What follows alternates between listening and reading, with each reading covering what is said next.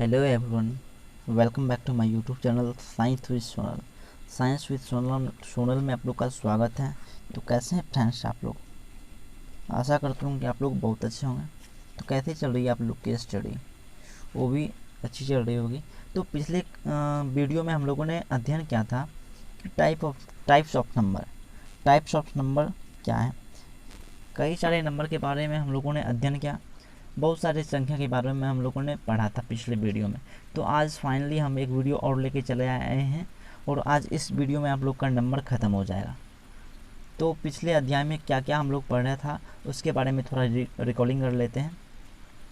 पिछले वीडियो में हम लोगों ने पढ़ा था कि संख्या कितने प्रकार के होते हैं। संख्या 3 प्रकार के होते हैं। 3 प्रकार के संख्या के बारे में हम लोगों ने अध्ययन किया था। पहला था धनात्मक संख्या, दूसरा ऋणात्मक और तीसरा जीरो संख्या। तीनों संख्याओं के बारे में अध्ययन किया। उसके बाद हम लोगों ने पढ़ा कि प्राकृत संख्या किसे कहते हैं। उसके बाद हम लोगों ने पढ़ा पूर्ण संख्या, पूर्णांक संख्या, सम संख्या, विषम संख्या। उसके बाद हम लोगों ने पढ़ा भाज्य संख्या, अभाज्य संख्या। इन सारी चीज़ों के बारे में हम लोग अध्ययन कर चुके हैं। और उसके बाद बचा हम लोग का टॉपिक परिमेय संख्या, और उसके बाद और परिमेय संख्या, उसके बाद वास्तविक संख्या। तो आपका ये ख़त्म हो जाएगा लेक्चर। उसके बाद हम एक नई टॉपिक के साथ आप लोग के साथ जुड़ेंगे। तो चलते हैं, आज का हमारा लेक्चर क्या है उसके बारे में अध्ययन करते हैं। तो सबसे पहले आज का जो हमारा लेक्चर है परिमेय संख्या के बारे में। परिमेय संख्या को इंग्लिश में क्या बोलते हैं? Rational number. क्या बोलते हैं? Rational number. तो रैशनल नंबर जिन संख्याओं को p/q के रूप में लिखा जा सकता हो। क्या? जिन संख्याओं को p/q के रूप में लिखा जा सकता हो जबकि p और q पूर्णांक हो। अब पूर्णांक क्या होता है, ये एक टॉपिक आता है कि पूर्णांक क्या होता है। तो पूर्णांक वैसी संख्या को कहते हैं जिसके अंतर्गत धनात्मक संख्या, ऋणात्मक संख्या और शून्य शामिल होता है, उसको क्या बोलते हैं? पूर्णांक संख्या। धनात्मक रहेगा मतलब पॉजिटिव रहेगा और नेगेटिव भी रहेगा। उसके बाद शून्य शामिल रहेगा तो उसके क्या बोलेंगे? उसको पूर्णांक बोलेंगे। जैसे +2, +3, उसके बाद माइनस वाला संख्या आएगा -1, -2, उसके बाद 0 आएगा। तो इन सारे चीज़ों का मिश्रण रहेगा, उसको पूर्णांक बोलते हैं। क्या बोलते हैं? उसको पूर्णांक बोलते हैं। और बोल रहा है तथा q नॉट इक्वल टू 0, इसको क्या बोलते हैं? नॉट इक्वल टू मतलब नहीं, नॉट इक्वल टू 0 हो तो वो संख्या परिमेय संख्या कहलाता है। थोड़ा एक बार और इसको बढ़िया से देखते हैं कि जिन संख्याओं को p/q के रूप में लिखा जा सको। ऐसी कौन सी संख्या है जिसको p/q के रूप में लिखेंगे तो वह परिमेय संख्या बन जाएगा। वो संख्या के बारे में देखते हैं। और बोल रहा है कि वो दोनों जो संख्या होगा जिसको बटे के रूप में लिखेंगे वो पूर्णांक होना चाहिए। या तो प्लस में होगा, या तो माइनस में होगा और 0 में होगा। तो एक कंडीशन बता रहा है कि 0 में होगा बट q का मान 0 नहीं होगा। p का मान 0 हो सकता है बट q का नहीं होना चाहिए। तो यही बता रहा है कि q नॉट इक्वल टू 0 हो तो वो संख्या परिमेय संख्या कहलाता है। तो कुछ एग्जाम्पल देख लेते हैं। अब देखो p/q के रूप में लिख देते हुए क्या कहलाता है? परिमेय संख्या। इसको भी लिख लेते हैं थोड़ा। परिमेय संख्या, परिमेय संख्या, परिमेय संख्या। p/q को क्या बोलते हैं? परिमेय संख्या। बट q का मान बोल रहा है हर का मान हर कभी शून्य नहीं होना चाहिए। अगर हर शून्य हो गया तो वो उसका कोई हल ही नहीं निकलेगा। उसका हल नहीं निकलेगा तो वो डिफाइंड नहीं होगा, वो अनडिफाइंड हो जाएगा। तो क्या? q का मान 0 नहीं होना चाहिए परिमेय संख्या में। एक बात याद रखा कि जिससे p/q के रूप में लिखा जा सके, बट q का मान 0 नहीं होना चाहिए, वो परिमेय कहलाएगा। परिमेय संख्या वैसी संख्या को कहते हैं जिसको p/q के रूप में लिखा जा सके बट q का मान 0 नहीं होना चाहिए, उसे परिमेय संख्या का बोलते हैं। और परिमेय संख्या को इंग्लिश में बोलते हैं रैशनल नंबर। क्या बोलते हैं? Rational number. तो आपको याद हो गया होगा, हमको उम्मीद है। फिर से देखते हैं अब एग्जाम्पल के तौर पर। एक परिमेय संख्या जो कि p/q के रूप में होता है। क्या? एक परिमेय संख्या जो कि एक p/q के रूप में होता है, जिससे p क्या होता है? अंश होता है, तथा q क्या होता है? हर होता है। इस p को क्या बोलेंगे? अंश बोलेंगे। और q को क्या बोलेंगे? हर बोलेंगे ना। p को अंश बोलेंगे, q को हर बोलेंगे। अब देखिए हम बताए थे ना q का मान 0 नहीं होना चाहिए। q equal to not 0, q का मान 0 नहीं होना चाहिए। तो अब एग्जाम्पल देखते हैं। 4/3, ये इसको अंश बोलेंगे, इसको हर बोलेंगे। तो अंश बट्टे हर के रूप में लिखा हुआ है। क्या? इसको परिमेय संख्या बोलेंगे ना, इसको परिमेय संख्या बोलेंगे। हम बताए थे कि ऊपर में माइनस पूर्णांक होना चाहिए। p और q क्या होना चाहिए? पूर्णांक होना चाहिए। हमने पहले ही डिफाइन कर दिया कि p और q क्या होना चाहिए? पूर्णांक होना चाहिए। तो यहाँ बोल रहा है कि पूर्णांक -2 भी हो सकता है, +2 भी हो सकता है, तो -2/5 क्या होता है, परिमेय संख्या होता है। अब उसके बाद आता है -3/8, ये भी हो जाएगा परिमेय। 22/7 ये भी हो जाएगा परिमेय संख्या। उसके बाद आता है 2। अब 2 कैसे परिमेय संख्या है, ये तो बोल रहा है कि P/Q के रूप में होना चाहिए। P/Q के रूप में होगा तभी परिमेय संख्या होगा, ये तो सिर्फ P है।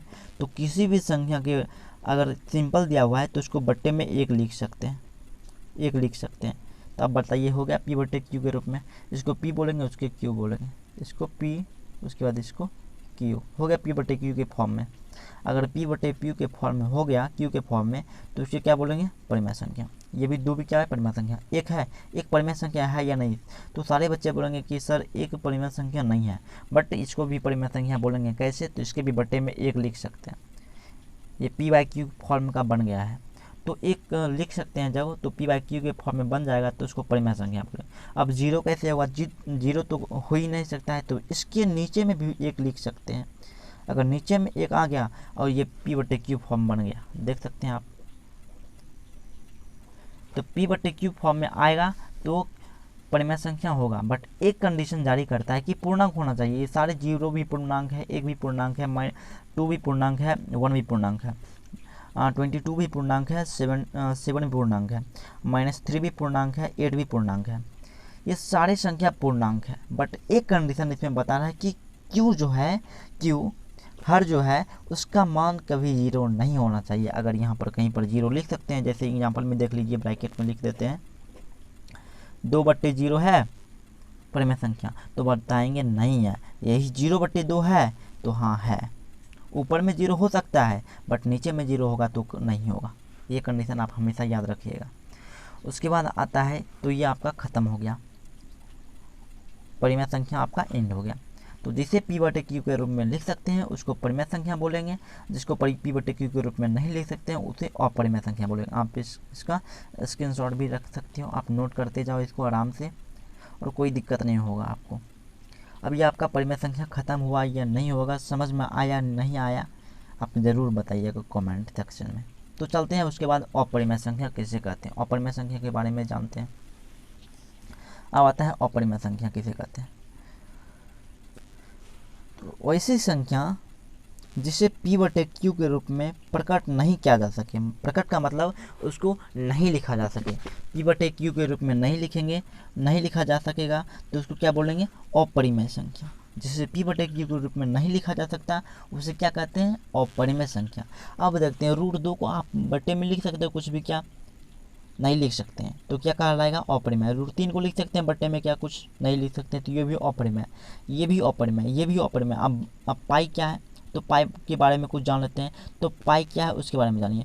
पाई जो है वृत्त का व्यास एवं वृत्त की परिधि का अनुपात को क्या बोलते हैं, व्यास बोलते हैं। तो ये भी अपरिमेय संख्या, बट पाई का मान कितना होता है आपको पता होगा। पाई क्या है, अपरिमेय, अपरिमेय है पाई। थोड़ा आप देख सकते हैं, पाई अपरिमेय। पाई का वैल्यू कितना होगा आपको पता ही होगा कि पाई का वैल्यू जो होता है 22/7 होता है। कितना, 22/7। ये क्या होगा आप बताइए। पाई का वैल्यू, तो पाई का मान तो क्या होता है, अपरिमेय होता है। और पाई का जब वैल्यू ले लिए यहाँ पे, तो वैल्यू का मान इसको परिमेय बोलेंगे, अपरिमेय। उसका जो वैल्यू जो होता है, जिसका मान जो होता है, उसको परिमेय बोलते हैं। ये बात याद रखिएगा। इसका एग्जाम्पल मैंने ऊपर में लिखा था, आप देख सकते हो। परिमेय का उदाहरण है इस परिमेय संख्या का, यहाँ 22/7 क्या कहलाएगा, परिमेय संख्या। बट वही पाई को क्या बोलेंगे, वृत्त का व्यास, वृत्त का व्यास और वृत्त की परिधि को अनुपात को क्या बोलते हैं, पाई बोलते हैं। तो पाई अपरिमेय संख्या है, और पाई का वैल्यू जो होता है 22/7 वो क्या बोलता है, होता है परिमेय संख्या। सॉरी, पाई जो है अपरिमेय संख्या, 22/7 जो है वो परिमेय संख्या। समझ में आया क्या, समझ में आ गया होगा आशा करता हूँ। तो आपका परिमेय अपरिमेय खत्म हो चुका है, अच्छे से एक बार और देख लीजिएगा। अब आता है वास्तविक संख्या किसे कहते हैं। थोड़ा वास्तविक संख्या को समझ लेते हैं, जिसको रियल नंबर कहते हैं, वास्तविक संख्या। अब देखते हैं वास्तविक संख्या का दो डेफिनेशन देखेंगे, और आपको समझ में भी बहुत अच्छे से आएगा। देख लेते हैं क्या है वास्तविक संख्या। वास्तविक संख्या को क्या बोलते हैं, रियल नंबर। वास्तविक संख्या को क्या बोलते हैं, रियल नंबर। इंग्लिश में इसको रियल नंबर कहते हैं। अब देखते हैं इसका डेफिनेशन, फर्स्ट डेफिनेशन इसको क्या कहते हैं। वैसी संख्या जिसका वर्ग कभी भी ऋणात्मक पूर्णांक ना हो, वास्तविक संख्याएं कहलाती है। बोल रहा है कि जिसका वर्ग कभी ऋणात्मक पूर्णांक ना हो। पूर्णांक में धनात्मक, ऋणात्मक, शून्य तीनों आता है। यहाँ बोल रहा है कि ऋणात्मक, सिर्फ ऋणात्मक पूर्णांक नहीं आना चाहिए, माइनस वाला नहीं आना चाहिए, प्लस वाला आएगा, माइनस वाला नहीं आएगा, प्लस वाला आएगा। तो अब समझते हैं। जैसे 2 का स्क्वायर कितना होता है, 2 गुने 2 इक्वल टू 4, ये धनात्मक आ गया, तो ये है क्या, वास्तविक संख्या है। अब 3 का देखते हैं, तो 3 इंटू 3, 3 3 9। आप पूछेगा कि सर 3 गुने 3 कैसे आया, तो 3 की पावर 2 है, तो इसको बोल रहा है कि 3 को 2 बार लिखने के लिए, तो एक बार यहाँ लिख दिए, एक बार यहाँ, तो 3 3 9 हो गया।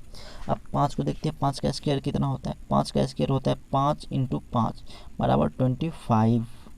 अब देखते हैं -5 का स्क्वायर कितना होता है, -5 का स्क्वायर, 5 गुने -5 इक्वल टू हो जाएगा, माइनस गुने माइनस क्या होता है आपको पता ही होगा, माइनस गुने क्या होता है, माइनस, माइनस माइनस प्लस, और 5 को 5 से गुना करेंगे तो 25, 5 का स्क्वायर कितना होता है 25 प्लस 25। अब देखते हैं 7 का, तो 7 का भी हो जाएगा। अगर एक बात याद रखिएगा कि माइनस के ऊपर में अगर सम रहता है ना उसका घात, तो वो प्लस बन जाता है, प्लस 7 का स्क्वायर 49। रूट 5 का, तो आप इसको देख सकते हैं, रूट और स्क्वायर कट गया तो 5 बच गया। ये भी हमारा क्या है, पूर्णांक है, वो उसमें भी धनात्मक पूर्णांक है। सारे धनात्मक पूर्णांक आ रहे हैं, प्लस वाले, सारे प्लस वाले आ रहे हैं। प्लस वाले आएंगे तो क्या कहलाएगा, वो वास्तविक संख्या कहलाएगा। अब देखते हैं इसको। अब इसका स्क्वायर कैसे करेंगे, तो अगर 0 का सम है, सम घात रहता है तो प्लस में बदल जाएगा। उसी तरह फिर या इसको मिटा दीजिए, अगर ये प्लस में बदल गया, माइनस इसके पावर सम था तो प्लस में बदल गया, तो कितना बचा, रूट 5 का स्क्वायर। रूट 5 का स्क्वायर यहाँ पर मिला था ना हमको, तो वहाँ पर लिख देंगे फिर 5। अब ये समझिए, ये एग्जाम्पल बहुत ही मायने रखता है अपने आप। ये दोनों देखिए, ये दोनों कट सकता है ना, रूट और स्क्वायर, रूट और स्क्वायर कट गया, कितना बचा -5। ये देखिए माइनस में आ गया ना, ऋणात्मक, बोल रहा है कि माइनस में नहीं आना चाहिए, वर्ग ऋणात्मक पूर्णांक ना हो। यहाँ ऋणात्मक पूर्णांक हो गया, तो ये नहीं है, वास्तविक संख्या नहीं है, तो क्या है, अवास्तविक संख्या है, अवास्तविक।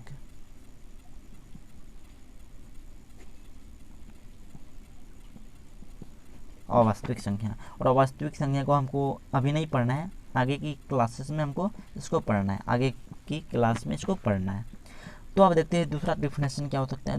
दूसरा डिफिनेशन जो है वो और आसान है और उसमें मज़ा आएगा। देखिए, हम लोगों ने पीछे अभी तुरंत पढ़ा कि परिमेय संख्या जिसे P/Q के रूप में लिखा जा सकता है वो परिमेय संख्या, और अपरिमेय संख्या हम लोगों ने पढ़ा कि जिसे P/Q के रूप में नहीं लिखा जा सकता उसे अपरिमेय संख्या, जैसे √2, √3, √5, √7, ये सारी संख्याएं अपरिमेय होती है। किस संग्रह को वास्तविक संख्या कहते हैं, और संग्रह का मतलब जब 2-4 चीज़ को एक ही में फेंट देते हैं तो संग्रह बन जाता है। जैसे परिमेय अपरिमेय को फेंट दिए, मतलब दोनों को आपस में मिला दिए, तो उसका संग्रह हो गया, क्या, उसका संग्रह हो गया, तो उसी को क्या बोलते हैं, वास्तविक संख्या। परिमेय और अपरिमेय संख्या के संग्रह को क्या बोलते हैं, वास्तविक संख्या। तो हम इसमें परिमेय संख्या भी ले सकते हैं, अपरिमेय संख्या भी ले सकते हैं, तो उसी को वास्तविक संख्या कहते हैं। तो परिमेय संख्या ये हो गया, 9/2 हो गया परिमेय संख्या, इसको वास्तविक संख्या भी बोलेंगे। 3/5/3 हो गया, तो ये भी बटे में है, P/Q के फॉर्म में लिखा हुआ है, ये भी हो जाएगा परिमेय संख्या। 5 है तो इसके कुछ नहीं है तो 1 लिख सकते हैं अपना मन से, तो ये क्या हो जाएगा, ये भी परिमेय संख्या हो जाएगा। अगर 8 है, इसके नीचे में भी 1 लिख सकते हैं अपना मन से, तो ये भी क्या, परिमेय संख्या बन जाएगा। पाई क्या है, पाई अपरिमेय संख्या, बट पाई का वैल्यू जो होता है वो होता है परिमेय संख्या। पाई क्या है, अपरिमेय संख्या है। 7/9 अपरिमेय है। √2 7/9 परिमेय संख्या हो जाएगा। और √5 जो है आपका, √2 क्या हो जाएगा आपका, अपरिमेय संख्या हो जाएगा। और √3 आपका क्या हो जाएगा, अपरिमेय हो जाएगा। √7 आपका क्या हो जाएगा, अपरिमेय संख्या हो जाएगा। और एक संख्या और होता है, जैसे रिपीट हो रहा है एक ही संख्या का, रैंकिंग लगा देंगे तो इसका मतलब होता है कि बढ़ते जाएगा, ये इसका ख़त्म ही नहीं होगा, अनंत तक बढ़ते जाएगा, ये भी अपरिमेय संख्या होता है। तो आपको अपरिमेय संख्या और वास्तविक संख्या, अपरिमेय संख्या समझ में आ गया होगा। आशा करता हूँ समझ में आया होगा। क्या समझ में आएगा तो कमेंट करके ज़रूर बताइए कि हाँ सर समझ चुके हैं। कि वास्तविक संख्या वैसी संख्या को कहते हैं जिसमें परिमेय और अपरिमेय का संग्रह होता है, दोनों एक में मिलावट होता है। तो अगर दोनों को मिला देंगे तो वास्तविक बन जाएगा। जिसे P/Q के रूप में लिख देंगे उसको क्या बोलेंगे, परिमेय। जिसको P/Q के रूप में नहीं लिखेंगे वो उसे अपरिमेय। वास्तविक जब दोनों को मिला देंगे परिमेय और अपरिमेय को, वास्तविक बन जाएगा। तो क्या आपको समझ में आया, कमेंट करके ज़रूर बताइएगा कि सर समझ में आया। तो थैंक यू सो मच, मिलते हैं अगले वीडियो में। तो आपका ये इंड हो गया, ये इस आपका ये टॉपिक इंड हो गया टाइप ऑफ नंबर। तो आगे अब हम लोग पढ़ेंगे बोर्ड मास। अब हम जो नया टॉपिक स्टार्ट करेंगे बोर्ड मास, वो आपको बहुत अच्छे से समझ आएगा। उस आशा करता हूँ कि यह भी आप लोग समझ चुके होंगे, अच्छे से समझ चुके होंगे। तो चलते हैं, फिर मिलते हैं अगले वीडियो में। Thank you so much.